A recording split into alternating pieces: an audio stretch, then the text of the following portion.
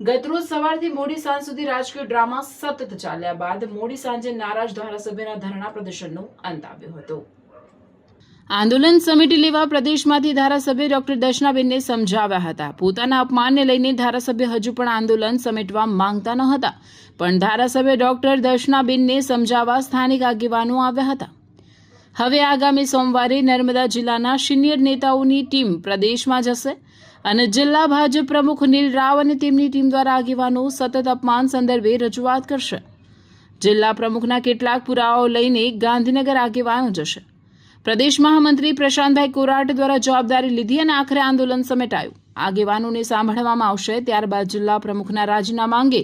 નિર્ણય લેવાશે। આખરે ધારાસભ્ય દર્શનાબેને ધરણા સમાપ્ત કર્યા હતા। જો કે જિલ્લા પ્રમુખ અને એમની ટીમે ધારાસભ્યની કોઈ મુલાકાત ના લેતા કાર્યકરો આગેવાનોમાં ભારે નારાજગી જોવા મળી હતી। જે સવારથી 11 વાગ્યાથી અત્યાર સુધીમાં જે ધરણાનો જે આ કાર્યક્રમ ચાલ્યો છે તે આજના દિવસ પૂરતો એને પૂરો કરવામાં આવે છે અને ભારતીય જનતા પાર્ટીના મહામંત્રી દ્વારા એક આશ્વાસન આપવામાં આવ્યું છે કે આવનારા દિવસમાં આવતા વીકમાં ભારતીય જનતા પાર્ટીના સંગઠન સાથે ચર્ચા વિચારણા કરીને આ મુદ્દે જે પણ કંઈક નિર્ણય કરવામાં આવશે એના માટે પૂરેપૂરો સમય આપવામાં આવશે અને સાંભળવામાં પણ આવશે અને સર્વે આ વિસ્તારના જે પ્રતિષ્ઠિત નાગરિકો છે, ભારતીય જનતા પાર્ટીના સંનિષ્ઠ કાર્યકર્તાઓ છે, એ કાર્યકર્તાઓની સાથે અને બધી જે બહેનો આ ભારતીય જનતા પાર્ટી સાથે જોડાયેલી છે એ સૌને સાથે રહીને આદિવાસી સમાજના જે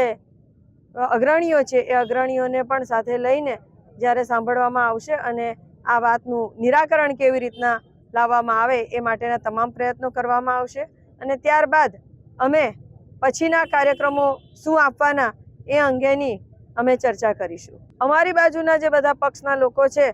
કે જે સાંસદશ્રી છે, ઘનશ્યામભાઈ છે, મોતીભાઈ છે અને પાર્ટીના જે સિનિયર કાર્યકર્તાઓ છે, આ બધા જ જે લોકો આ બધા એમના જે ભોગ બન્યા છે એ બધા જ લોકોને સાંભળવામાં પણ આવશે અને સાંભળીને પછી ભારતીય જનતા પાર્ટી એનો નિર્ણય કરશે। એ નીલ રાવના વર્તનના કારણે તો એના માટે એને ખુલ્લો પાડવા માટે તો એના વિરુદ્ધમાં ઘણા બધા કાર્યકર્તા નારાજ હતા અને આજે બેને જે નેતૃત્વ લીધું અને